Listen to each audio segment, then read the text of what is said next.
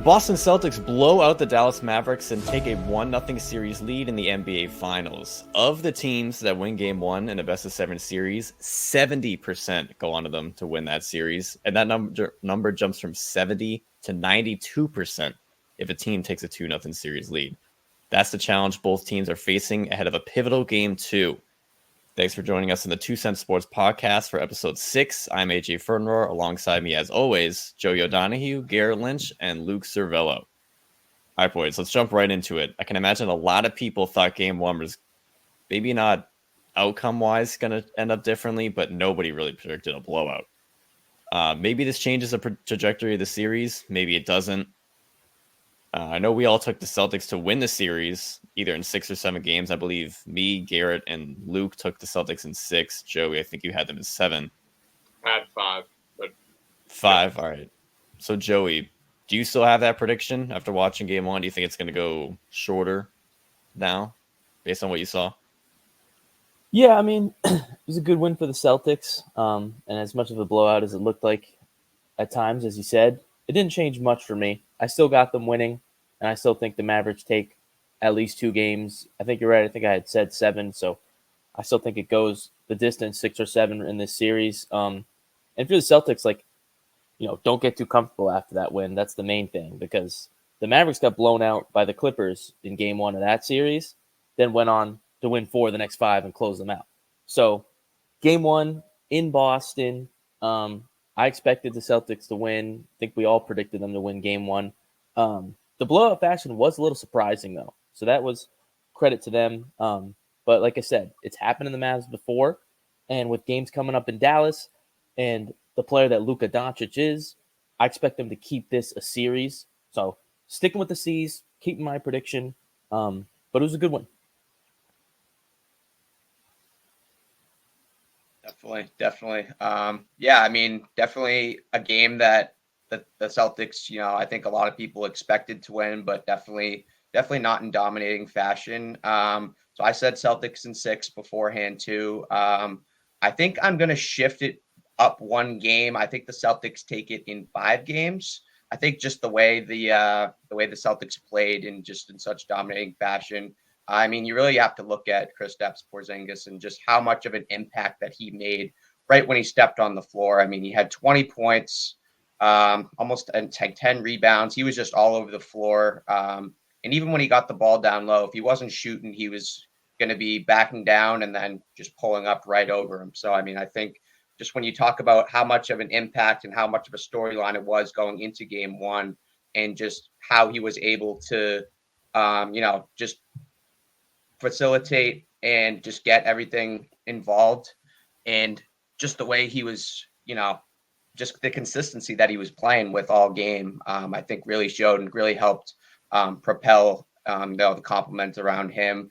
He was known to wanted to have a big game. He was kind of expected, if he was 100%, that he was going to be an X factor. And I think just going what we saw from Game 1 and how he can and how he's feeling going into Game 2, it's going to be a really big storyline for the rest of the series, because if he can replicate that performance, in these next 3-4 games, I mean, I think the Celtics can take it in 5 games. I think the Mavericks steal Game 4 at home, and then I think the Celtics take it in 5 games. Already abandoning ship on your prediction, Garrett. Just 1 game in. I think so. Yeah. I'll keep it short here, boys. I'll stick with Celtics in 5. Garrett, I'm with you on Porzingis. I think it did not – you wouldn't have known by watching that he had missed – what was his last game, like April, mid-April? It was like April 29th or something. Yeah, you wouldn't have known that watching that game, in my opinion. I thought he looked decently conditioned. All things considered, that he hasn't played in game action. I thought he looked pretty sharp. I thought his jumper, in game situations looked good. I think that's a hard thing to replicate in practice. I think their cohesiveness with him and their offense looked good. I didn't think, things were thrown off in that sense. The only thing with Porzingis I don't like is calling him an X factor. Too good of a basketball player to ever call an X factor. He's all could be an all NBA player when he's healthy. I don't love that word with him. He's a borderline star when he's all ready to go. You keep up that cohesiveness with him. I like my Celtics in 5 prediction. I'm going to say, oh, you go, Joey. Sorry, I was just going to jump in there, AJ. Just my only thing with the 5 is just that, there was that point. The Mavericks cut it to that lead to 8 at one point, and Kyrie had a bad performance all around. Like, I don't think he's going to do that, at least the games in Dallas. So it was a good win and blowout win, but like I said, like after that, I wouldn't be like moving my prediction up just because of that. I actually, you kind of stole what I was going to say. I'm keeping my prediction at 6 because I didn't see enough. I saw enough of what the Mavericks did to like get to that point where I could see them winning games, but they just didn't really get enough help. So if they want to avoid going down 2-0 and only having an 8% chance based on history of coming back and winning the series, they're going to need some changes. So who is most to blame? Like, who do you look at that game and be like, all right, this is your fault, Jason Kidd, or role players, or Kyrie Irving? So, Garrett, who is to blame for the Mavericks Game 1 loss? Yeah, I mean, AJ, really, when you think about it, I think the biggest thing that stood out to me with the Mavericks was, I think, the way the Celtics defensive strategy that they implemented. It seemed like they were really trying to make Luka kind of do it all, because Luka's known, he averages, 8-9 assists a game, and he was held to like 3. They had 9 assists as a team the whole game. Yeah, he's held to 1 assist. Exactly. Yeah. So literally was held. He's known for facilitating, getting other guys involved. The Celtics were just honing in really on him, making him do all the work and just not allowing him to facilitate. And I think really that's what's the biggest thing for me, is that, when Luka gets, is locked up, isn't able to, do what he wants. Yeah, he had 30 points. He still was, the offensive production was there. But I think really when it comes to the role players and what kind of makes this Dallas team complete and what they've been all year is, the compliments around Luka and how he's able to, get other guys involved. Joey mentioned Kyrie had a bad game, 0 for 5 from 3. But I think you look at guys like, Derek Lively held the 2 points. They weren't able to get that 2-man game really involved at all. Now, I think the rim protection for the Celtics was, stellar, I think, in that regard.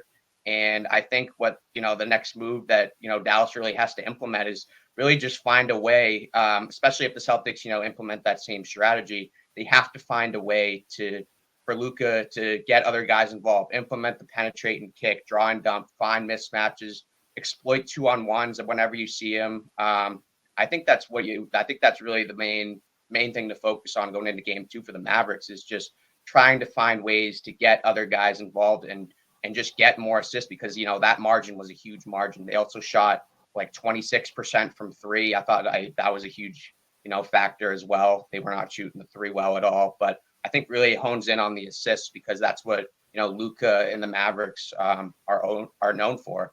So I think they really have to find a way to get other guys involved, and, the compliments around Luka, they have to be able to hit shots, when they get catch and shoots, or, find ways to just get to the rim and put the ball in the basket, because Luka can't do it all by himself, despite having 30 points.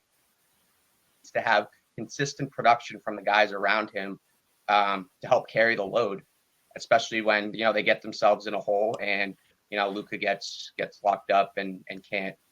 And, he got some steals. We saw Sam Hauser, picked his pocket for that transition layup. And I think just when you talk about the impact of Luka on the floor, there's got to be a point when, he can only do so much, puts up 30 points, but he needs help. So I think. All right, so you blame everyone. Just in a short word, everyone. You're blaming everyone. I mean, I talk about, if I had to put it into one, I'm going to say role player production. Role player production around him. That's my short answer. Yes. Short answer. Yeah, Garrett. I mean, I think a couple things with that to unpack there. I think Kyrie was more involved in that game than you're suggesting he was. You're going back to, it was all Luka, all this, all that. I thought maybe you guys disagree. I thought Kyrie had his chances. I just didn't think he capitalized on those chances. I didn't think Kyrie not being involved or not being, a highlight of their offensive sets was an issue. I just think he didn't capitalize. Yeah, I mean, he was also held to 2 assists too, which was low. You love going back to assists. I just think it was a huge yeah. factor, but. Yeah, Garrett, but I mean, I think you could everything you just said. You could really say with any basketball game that ever happened. You got to get role players involved. You got to get different guys in different rotations involved. You could always say that. At the end of the day in this series, okay, I'm not expecting Kyrie Irving to shoot as poorly as he did. So I think that's really the biggest story from someone who hates Kyrie Irving, admittingly. I think the biggest story of that game is just Kyrie, whether you think he wasn't ready for the atmosphere or just wasn't ready for what the Celtics threw at him or just didn't play well. To me, that's the story of the game. Yeah, I think you both actually hit the points that I was looking at. But Garrett, the lack of assists, honestly, that kind of stems from Jason Kidd, if I'm being honest. And the Celtics had the same amount of blocks as the Mavericks had assists. There needs to be better ball movement, facilitating. Like you said, Luka's the guy, he play makes, but he's such a young star that it's on Kidd to be drawing up these plays and what's worked in the playoffs. If you listen to a lot of his pressers, Kidd is very, let's let the players go. He's which has its benefits. He's I trust Kai, I trust Luka, I let them do whatever they want. But he's also the head coach of the team, and this is the biggest stage Luka's ever been on. He's got to be drawing up plays. It's inexcusable to have as little assists as they did. And then Luke, to your point, Kyrie was off. That's just not going to work.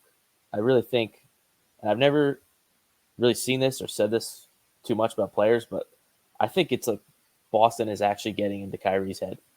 And he's normally the guy that performs in clutch situations and blocks out the noise. But if you look at all the clips of him playing in Boston, he feels the need to flip them off and does the little crying thing when the Celtics are booing him. It's actually affecting his performances now. There's actually stats now with him being 0-11 in those 11 straight games against Boston. And this poor performance in game 1 in Boston, I think it's actually affecting him playing against his old team and his old fans and all the drama there. And I've never seen it from Kyrie. I've never seen it really get to someone like that. In fact, usually it's motivating for players to play against their former teams. But it's actually affecting Kyrie's performances. And that was a dreadful shooting performance in game 1 for him. Yeah, I think there was a report there's a report before the game that Mike Gorman, the now former Celtics play-by-play guy, said that before the game, Kyrie was jarring with some fan, and it just completely distracted him the entire game. So from the jump, from before the game even started, Kyrie, his thoughts were elsewhere. It was not on, I need to lock in and focus on this game. And you don't expect that, like Joey said, from a vet, from a guy who's won a chip before. You don't expect that. I think there's no question the Celtics are in Kyrie's head. Celtics fans, Boston, however you want to describe it. I guess my thing with it is it's how do you steal, if you're the Mavericks, how do you steal game 2 in Boston and get back to home court? That seems obvious to say, but that shouldn't be a factor, the whole Boston thing, when Kyrie's in Dallas. But yeah, I mean, even just Kyrie bringing up, he's kind of going out of his way to bring up some of these narratives. Yeah, he's getting asked about some things by the media. He ain't shying away from talking about it. If any of you heard his press conference and think, oh man, he doesn't want to talk about that. He speaks openly, yeah. He speaks openly. He almost embraces it. Yeah, I think it's, yeah. I think embracing it's one thing, but it's definitely become a distraction. Yeah, but it's a humble Kyrie we've never seen, based on how he's been in the past. When he was in Boston and when he was going through his mental phase and stuff, where he just was. I think that just plays a role in his growth too, just as a player, as a human being. I mean, that's what he said. Yeah.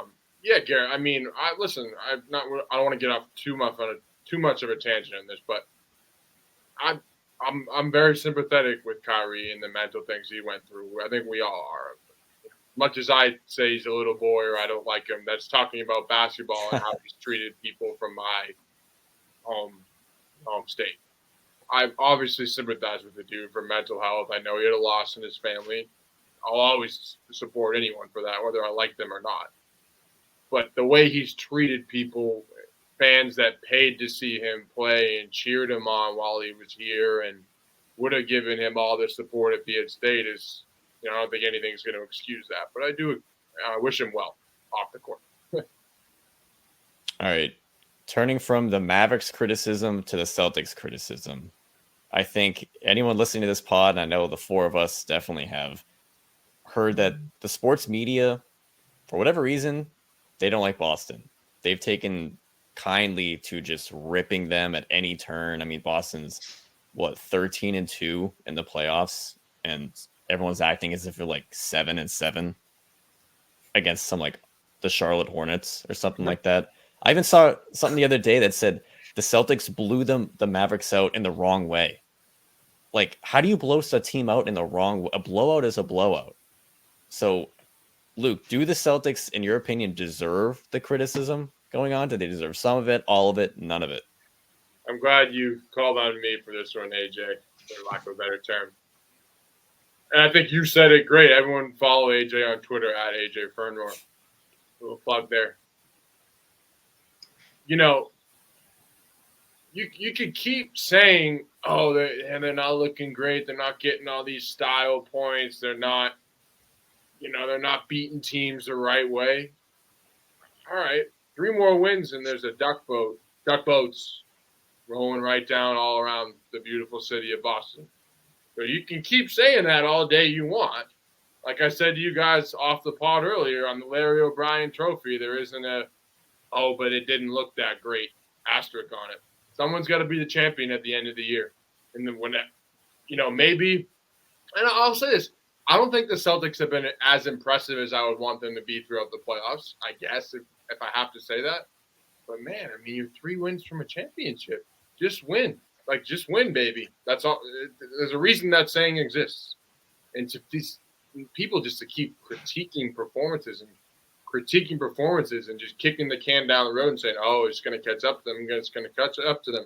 When's that going to happen? You're 3 wins from a title. I don't really get that.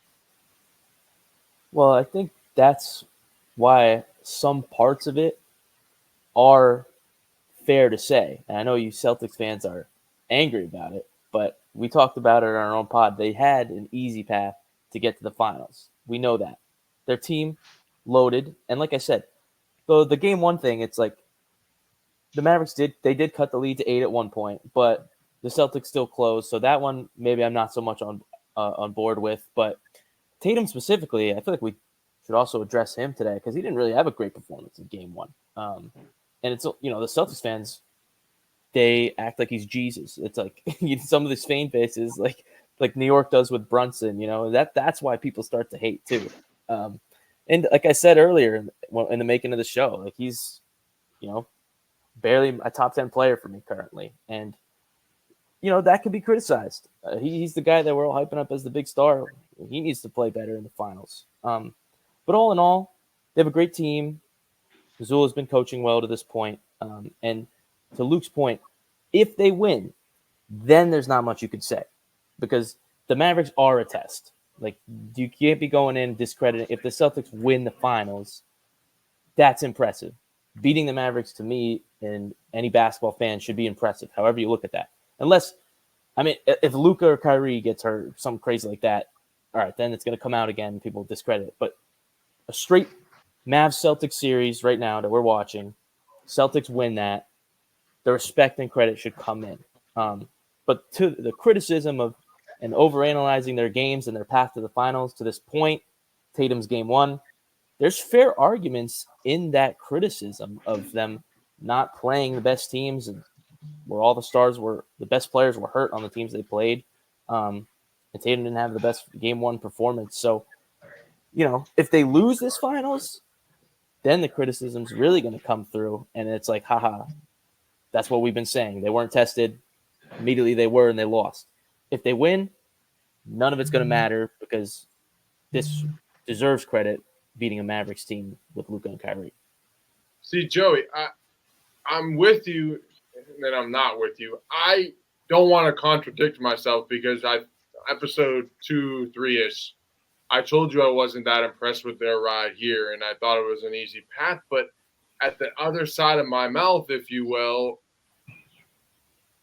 like your three wins from a championship, for better or worse, they keep finding a way to win these games. Listen, I think Tatum has had not a great playoffs. I think at times they've let off the gas a little bit, both in the regular season and the playoffs.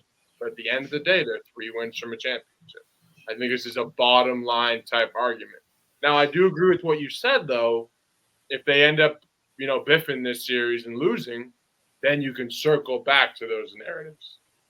But in the meantime, just win, I guess. It's an interesting conversation because it's not – if you look at recent teams to win a championship, I guess in any sport, man, this group's had as little style points as you could put together. But they're right there. Yeah, I think that's why the outcome of the series, honestly, is going to put the bow on it. It's going to wrap it all up, for better or for worse, this whole Celtics criticism thing. Like, if they win it, the criticism's got to go because now they lived up to being that 1 seed and they beat a talented Western Conference team. If they lose it, it's going to kind of look like they cruised through the East and then lost when they immediately played a Western Conference team. So the outcome is going to determine this narrative and either further it or shut it down. Absolutely. I mean, banners hang. I always say this about any sport: banners hang forever. So you win it, you win it. We'll see. Just to jump in quick, we'll get to Tatum in a second, in just a few minutes. But don't you feel like the Celtics are almost being penalized for being the best team in a way? Like, they're held to such a high standard, and rightly so, because we know and we've said that they haven't played up to their absolute expectations, but no team is going to play to their absolute expectations every single game, especially in the NBA Finals. So do you think they're almost penalized for having the best roster, multiple superstars, great players? Do you think people in the media are like, oh, we need the very best from every single player 46 minutes a night? No. I think it's a compliment to. I think it's a testament to their roster. They're being held to a championship standard. That's my point, though. Like, they're where they're supposed to be, yet they're facing more criticism, in my opinion, than they should be facing at this level. All right, maybe they just blew out their best test of the NBA of the playoffs so far. We're talking about, did they blow them out in the wrong way? What does that even mean? I don't even know how. I don't know how you could even phrase that. It's like literally you said, like, I mean, a blowout is a blowout. But I mean, I think, yeah, with just like the expectation that, the Celtics team has, like they just keep winning games, and that's the story of sports. Like, you got to win games. So, and I mean, they keep finding a way to win. You kind of look at how balanced scoring they've been.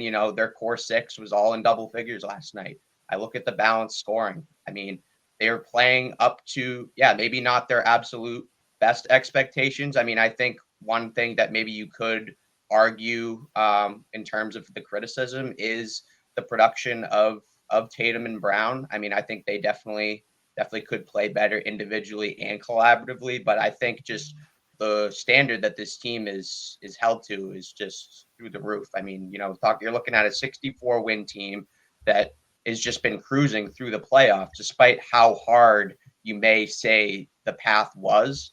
I think you still can't argue wins. If they find ways to win games, even if it's not perfect, they're still winning games, and they're one step closer to their final goal. So I think just when it comes to, the term of silencing the critics, I mean, it's almost like what more else can you really do? You have to think about, everyone, all the compliments around them. Tatum and Brown specifically. Tatum definitely has to have a better game 2 and beyond going forward because, 16 points in game 1 is definitely not his standard. So I think you definitely could look at that when it comes to criticism. But I mean, I think when you say, what what the critics have been saying of just, there's still flaws in their game, sure. But I mean, I think it's just all about, maintaining consistency, replicating energy from game to game, and just, buying into the common goal, which I think they have. Their mindset was clear from the beginning. They showed that in game one, even in the first half. Like that first half of that game, they played like literally to their absolute expectation. I mean, especially with Porzingis, just splashing from all over the court. I mean, I think just, when it comes to just when's enough is enough. It's like when it comes to the criticism, like, yeah, obviously you're going to keep winning games, but it's just when is enough enough? Well, I think I could give you that a little bit. I can give you that too, AJ. Like they're being, maybe more hated on than other market teams and more criticized. But that's also just, it's not like they're the only team that happens to, right? Like that's what happens to the big market teams. That's what happens to the teams that keep getting to Eastern Conference Finals and losing in them. That's what happens to players like Chris Paul. Everyone makes fun of how he's CP0, doesn't have a ring. Like that's what the media does to like the players that want to be talked at as great, that haven't won. They start to hate on them. They start to dig into them. And the big market like Boston, New York, LA happens to them as well. I'm a LeBron fan. You don't think I see it too? Yeah. I mean, I guess, Joey, speaking from more of a fan's perspective than a media perspective, that standard that the Celtics have to live up to, it doesn't really bother me. I like that the Boston teams are held to a standard. You'll never hear me complain about that. It's a great sports culture. It's a culture of winning since the four of us have been alive. And when you have a team that can win a championship, you're expected to win that championship and demanded of yourselves that you win that championship. That just doesn't, speaking from a fan's perspective, that just doesn't bother me. The Celtics fans are getting so over emotional about that. It's actually irritating me. Getting all emotional. They're criticizing us and this and that. No, you're a great team. You're a great city. Let's have the standard. I have no problem with that. We expect to win championship. Expect to win banners. That just doesn't bother me. I don't know. Maybe I'm in the minority on that. No, I think the standard is fine, but I think the amount of criticism compared to where they're at right now, like they're matching the standard. Their standard is to win a chip. This is the best roster they've had in recent years, and they've only played one game in the finals and they won it. So the amount of criticism they're getting based on where they're at in the playoffs, that's the only issue that I potentially have. Fair enough. But anyway, you guys talked about Tatum having a not so great game. Maybe Jaylen Brown. What do you have? 22 points. You could have more. Whatever. So we're going to do a different segment. I'm just going to say a statement. This is about the NBA Finals. I'm going to say a statement. None of these three guys know what I'm going to say. And I just want you to say if you agree with the statement or disagree. Give a quick, very quick 30 seconds of why. So, Jason Tatum had a bad game one. Agree or disagree? Anyone can go. Yeah, I'll agree, honestly. I think he shot less than 40%, and he did what Garrett boldly predicted Luka to do. Get 18 and shoot under 40%. I mean, got 16 and less than 40. And we talk about the standard thing. The standard Tatum is talked about at and held at. Bad game one for him.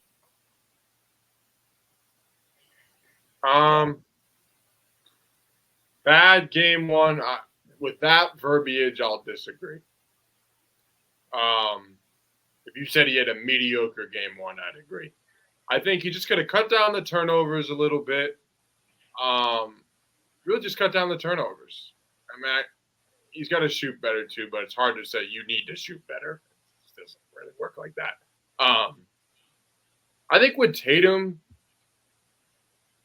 I think it's just I've said it, cutting down the turnovers, easing into the series a little bit. He literally admitted that he was nervous. And I think they'll be just fine. There's less pressure on him than there has been in the past. I would have to disagree that he had a bad game one, but you're definitely looking for more. Yeah. I mean, I definitely would say agree. I think when you look at the numbers specifically, 16 points is definitely a lower number than we'd all expect. But I mean, yeah, you said it, Luke. I mean, the turnovers was the biggest factor. I mean, that's the one storyline going into this series of what Tatum had to do to really go and play to his full potential, because he's known for having a numerous amount of turnovers in the playoffs, and especially on the biggest stage, that's when you have to really play your most clean, fundamental basketball. And I think just going forward, I mean, I think he needs to, he's been aggressive, he's been facilitating well, getting other guys involved, but I think I think it's a lot of mental things that I think he really needs to improve on. That will, the points will come. Obviously, you have bad shooting nights, that happens, but I think turnovers is something you can kind of more control. So I think he really needs to have that kind of like a main focus point going into game 2 and the rest of the series.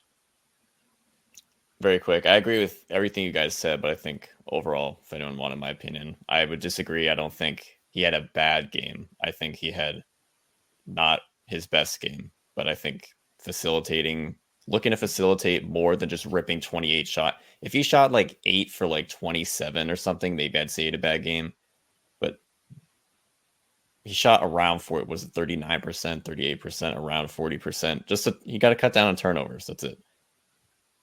All right, turn into his counterpart now. Jaylen Brown's been clutch in the playoffs, been a very vocal leader. So statement number 2, Jaylen Brown is the best player in the Boston Celtics. I would disagree with that, speaking in a general perspective. I think he's been the best player in their team in this postseason. I don't know. I don't think anyone could disagree with that. He's won the Eastern Conference Finals MVP. He's been the most consistent. Does that not make him the best player then? If he's the best player in times of what matters. Yeah, but when we talk, I'm just not going to say someone's better than someone for however many games they've played in the playoffs, 20-ish something games in the playoffs. I'm not going to say someone's better because they've had a better stretch. I just wouldn't go that far. I think Jason, you tell me I can start a team tomorrow with either one of them, I'm still taking Jason Tatum. Yeah, I'm also going to disagree. I think when it comes to, obviously Jaylen Brown in terms of, consistency throughout these playoffs, the production's definitely been there, but I think there's a lot of different flaws in his game that are controllables that I would take Jason Tatum over. I mean, about, dribbling Jaylen, going through double teams and just losing dribbles, turnovers, giving the ball away. And I look at free throws too. Jaylen Brown is just, his free throws have been extremely inconsistent. And I think when it comes down to hitting a clutch free throw down the stretch when it matters, I quite honestly wouldn't put Jaylen Brown at the line. I just don't trust him. I think he's shooting around 68% from the line, which is a controllable. Free throws are something that you can control, you can work on in your own time to get better at. And I think just when it comes down to just those fundamental pieces, I'm going to disagree. And I would take Jason Tatum overall for Jaylen Brown. I want to jump on one thing you said, Garrett, quick. Jason Tatum had more turnovers when just dribbling into the paint than Jaylen Brown. I'm not saying that's the be all end all for that discussion, but Jaylen Brown is, over the past couple of games, the series I've watched, he's been a much tighter dribbler than Tatum. Tatum just runs into the lane, tries to spin and loses the ball. That's fair. They've shown sparks. Jaylen's definitely gotten better at it, but I've seen points where he was pulling the same things that Tatum was, just doing stupid dribbles, trying to go through double teams, some crazy through the legs dribble that just gets pickpocketed and stolen. So I agree. He definitely has improved in that facet, but I'm still going to take Jason Tatum overall as a better player. Yeah, I think you can't say yet that Jaylen Brown's better than Tatum, but I'm starting to hear it from some people, and the conversation's becoming more relevant than it ever has in their two careers, I think. And you start to look at this playoffs as a whole, like Luke said, and the performances that Browns had, and some of their clutch moments in their history of playing together. And it's a lot of times when Brown is the one that goes off, like Celtics have their most success. So the conversation's starting to be had, and rightfully so. Jaylen Brown got Eastern Conference Finals MVP. He wins his Finals MVP. The conversation intensifies even more. That's a really big deal. That's in the history books right there. And so, all around player, I still lean Tatum. I still pick Tatum as a better all around player. He can do more on the floor than Brown, but Brown's starting to really make a case for himself. And I think the scoring ability that he has is what could send him over the edge because he's outscoring Tatum in a lot of big games now. I'm glad you said that, Joey. The conversation's rising because you have two guys going in post game press conferences. One guy's like, "Yeah, I was actually nervous as hell," and then you have another guy who's basically called out Jason Tatum. I don't know if you guys saw that, but Jaylen Brown was like, "Yeah, Sam, Pritchard, JT, they got to be better." So you have one guy holding a guy who's supposedly better him accountable. So he's taken that leadership role. He's definitely been more efficient. Again, I'll agree with you guys. I don't know if I can say paper, Jaylen Brown is better, but I think right now he's been the best player. And I think I could see that flip flopping. Especially if they win this finals, he wins MVP and going forward. But speaking of winning a championship, statement number 3, final statement. Luka and Kyrie are not enough to win a championship in today's NBA. Agree or disagree? Disagree. You're too close to a championship to say that. I don't see how you could say that about two guys that have led a team within 4 wins of a title. My answer is simple on that. They went on too far of a run. Yeah, I disagree too. I think Kyrie's already won a championship, and I know he was playing with the GOAT, but he still got that ring. And then we got Luka, 25 years old, and they've already taken this team to the finals. Like, I think they're enough to win a chip together. There was always questions about them playing together and being too ball dominant, but they showed us that it works, and I think this team could definitely win a chip. They could still win it this year, but as a general tandem, they're enough to do it eventually. Yeah, I mean, I'm gonna disagree as well. I mean, I think just when you look at Kyrie and Luka and just who they are, the duo that they've shown that they can be all year, how in clutch moments, how clutch they've been, and just how they can kind of really feed off of each other and get everybody else involved. I mean, I think it's just too much of a statement to say that they're not good enough to win a championship, which is just not true. I think just when you look at the two of them and their superstars, like Joey said, Kyrie having the championship pedigree, I think that goes a long way too, and that can kind of feed into Luka with that energy. So I'm definitely gonna disagree as well. Kyrie and Luka completely disagree. They definitely capable of winning a championship. Two of them. All right, good analysis, boys.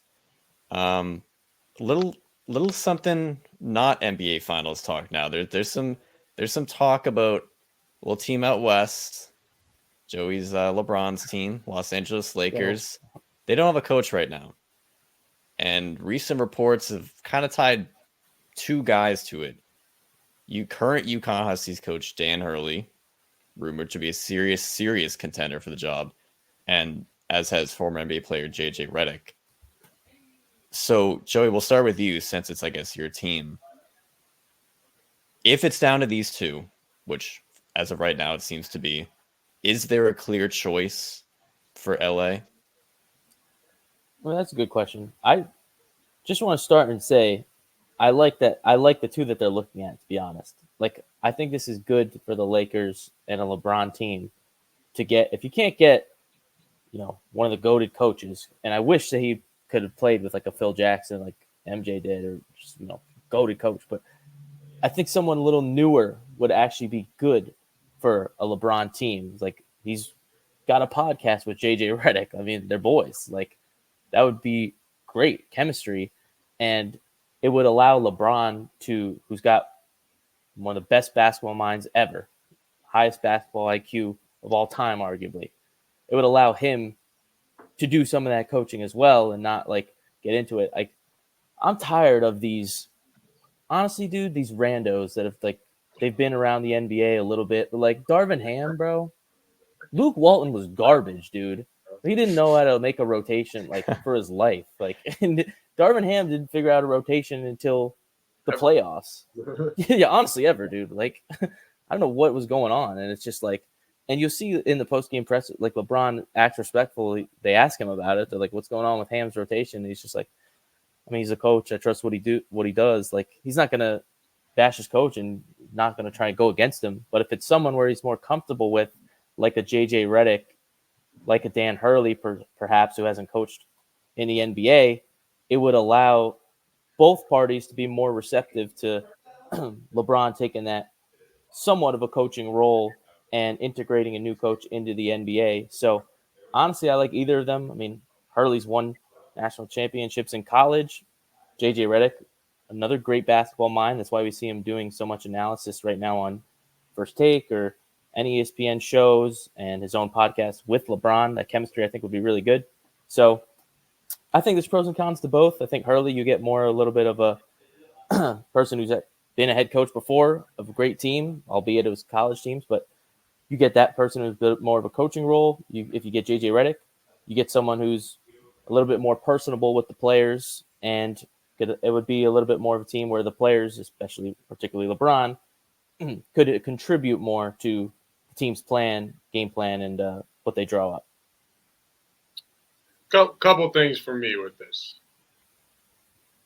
One, I have always went with this statement and this principle when it comes to these conversations. I do not like hiring people as head coaches that have never been head coaches before. Never been a fan of that. Never will support that. To me, you should be an assistant or a head coach at another level or another league or whatever. So I would not hire JJ Redick to be the Lakers head coach. Not saying JJ Redick doesn't know basketball. I like JJ Redick. As a player and a sports media member, I like JJ Redick. I would not hire him to coach the Los Angeles Lakers. Like, we're not talking about any NBA team here. Not who I'd pick with no coaching experience that I'm aware of. Secondly, with Dan Hurley, fascinating storyline. Fascinating storyline with Dan Hurley. Does the current state of college basketball and NIL and all that, does that factor in pushing him out? Or now I guess NIL is changing with the schools being able to pay the players, but that general principle.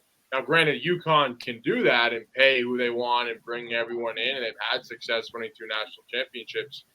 But I think it takes a lot of work for the coaches now, opposed to when it used to in the 90s and the 2000s.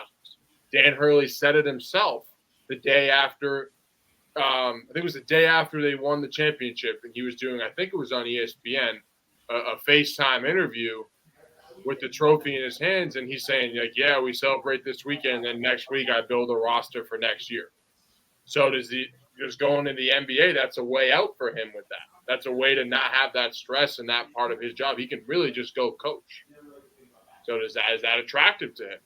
And the last thing I'll say, this is an open question for UConn fans. This is less about the Lakers and more about UConn and college. Do you want Dan Hurley to stay? Successful coach, great coach, a-hole. You know, do you want a more likable coach that might be less experienced and less successful? I don't know. I can't answer that for you. If I was a UConn fan, Dan Hurley leaving would not shed a tear for me. I think the guy's a loser who's been good at coaching. So that's something to think about, too. The last thing I'll say, I lied, one more thing. I'll credit Doug Gottlieb for bringing this up. I don't want to take someone else's thought. I saw this on Twitter yesterday. It's a decent point. Does he wait for his wife is from New York, like a New York gal. for lack of a better term? Does he wait for that Knicks job to open up whenever it does? You know, it's the NBA. These jobs open up like jobs at a McDonald's. So we'll see. Does he wait for that? There's so many interesting storylines. I could do a podcast about just this. I think it's an interesting situation. Yeah, I Well, just Luke, wanna... you can go. No, you go ahead. Go ahead. Well, I was gonna say Luke's question about posing it to UConn fans. I was gonna prompt a question from Dan Hurley's perspective. If you won back-to-back championships with a team that you clearly care about, pretty easily too, like there weren't really many times they were tested. I mean, this could sound like a dumb question on paper, but do you leave that and go coach at the Los Angeles Lakers and LeBron, which has not been an easy task for coaches in the last couple of years? They've had lots of turnovers. So do you go risk your spot winning these college championships and being a respected coach by the players easily to go take on probably the toughest job in the NBA right now? Yeah, AJ, but I think you got to think about this, though. I think it's never been harder to be a college sports coach than it is right now. Yeah, but it's not easier becoming LeBron's head coach. I don't know, dude. Dude, look at the turnover. Luke But, Walton, bro, he won a chip in the bubble and fired the next year. But That was Vogel. Frank Vogel, yeah. But you're literally you're a GM in college too, basically, and you have to deal with money to pay guys and how you're going to get NIL and blah blah blah. If I'm Hurley, I'm thinking about just going to a place where I can coach the team.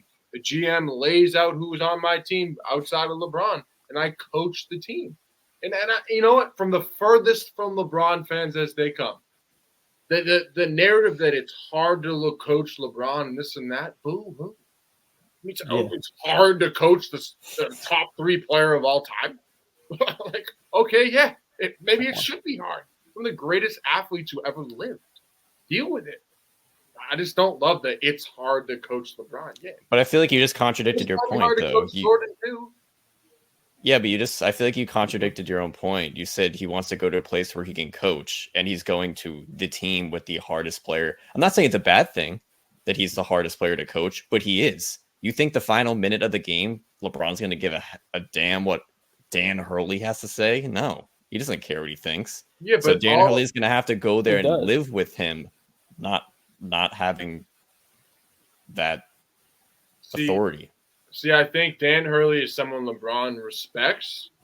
And I think Dan Hurley, again, I've said it 3 times, he can just go there and coach. Maybe it's the toughest coaching job in the NBA, but he's not having to put rosters together.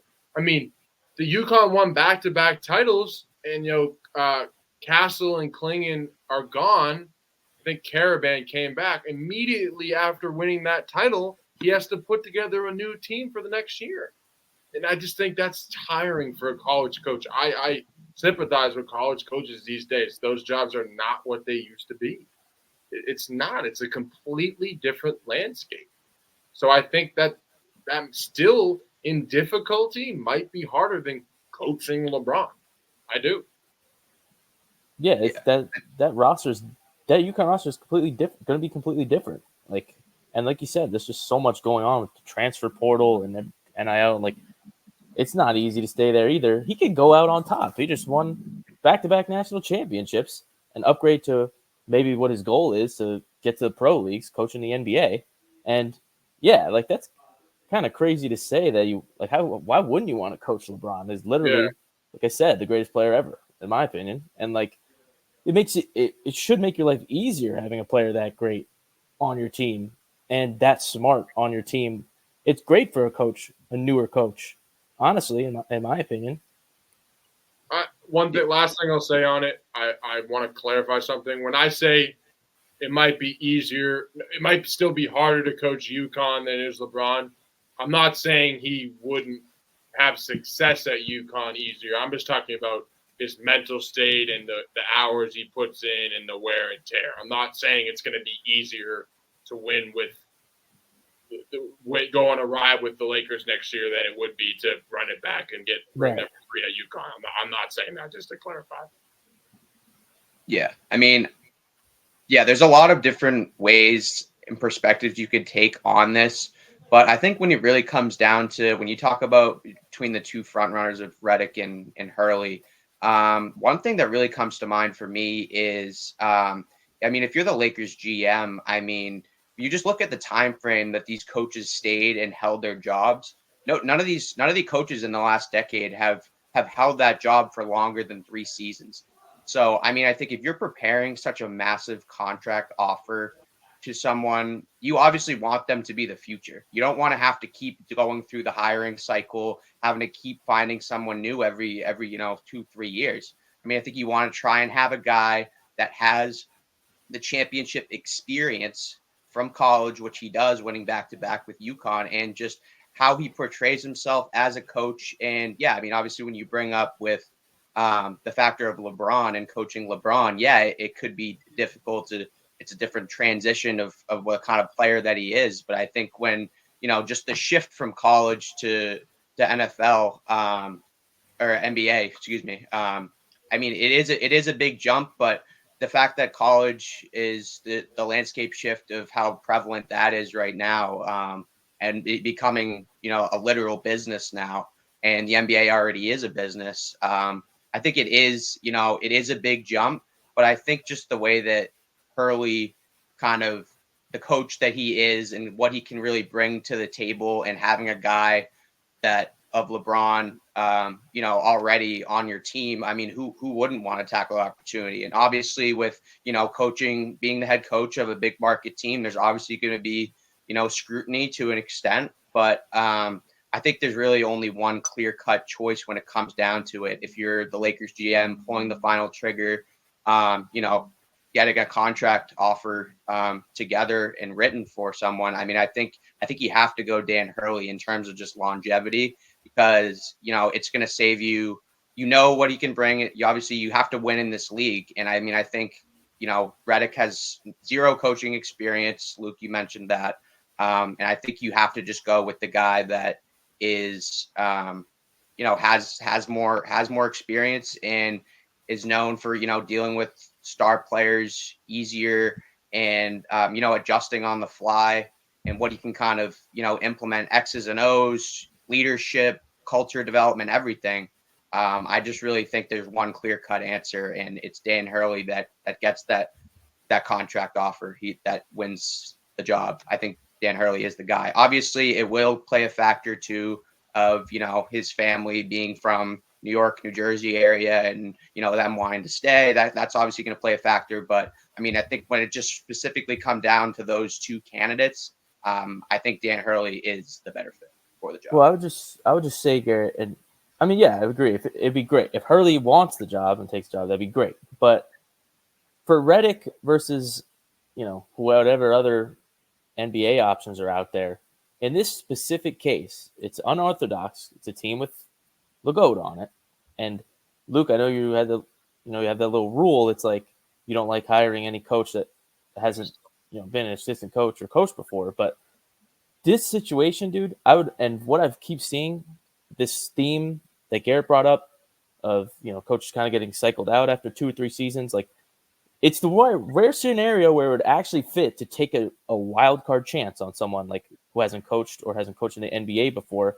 Like, I'm tired of seeing there's some random names where it's like, okay, they've been around the NBA. This guy, he was a mid NBA player, the assistant backup coach of this team or whatever, Darvin Ham. Oh, cool. He played for the Pistons, and that year they won a championship. Like, great, man. This is the first time I really have dug into who Darvin Ham was when he got hired by the Lakers. Like, I don't think we need another just like mid guy who was like mid in his NBA years and just assistant coaching somewhere else. I think a big market like this, a scenario where you have a player who knows the ins and outs of the game better than any other active player, you can get away with taking a wild chance on someone like JJ Redick. I'd rather that than any assistant coach that is up for grabs right now, and just take a chance on someone LeBron knows really well. Fair enough. Maybe if there was ever an exception to my rule and my principle, maybe this is it. I could definitely concede that. Yeah, I'm saying normal circumstance, totally get where you're coming from. But this one is this is unorthodox. You know, you don't really get many teams like with LeBron on it, and in this whole scenario, they just want to be winning rings right away and trying it out. If the coach isn't going to get it done, they cycle him out right away. All right. Yeah, and it sounded like I got pretty passionate there, but at the end of the day, I just like playing devil's advocate. It does not really matter. It becomes the Lakers head coach to me. All for the fun games. But yeah, guys, have any last thoughts on anything we touched today? Were there NBA finals or anything else? Who's winning game 2, boys? Being that I had Celtics in 5, I think the Mavericks will get their one little dub at home. So naturally, I got Celtics in game 2. Celtics. You know, Garrett. Good one. I'll take Celtics in a much closer game. Fair enough, boys. All right. Well, that's going to do it for this episode 6 of 2 Cent Sports Podcast. I want to thank you all for listening. You can find us on various social medias, wherever you're listening, on X under 2 Cent Sports Pod, 2, the number 2.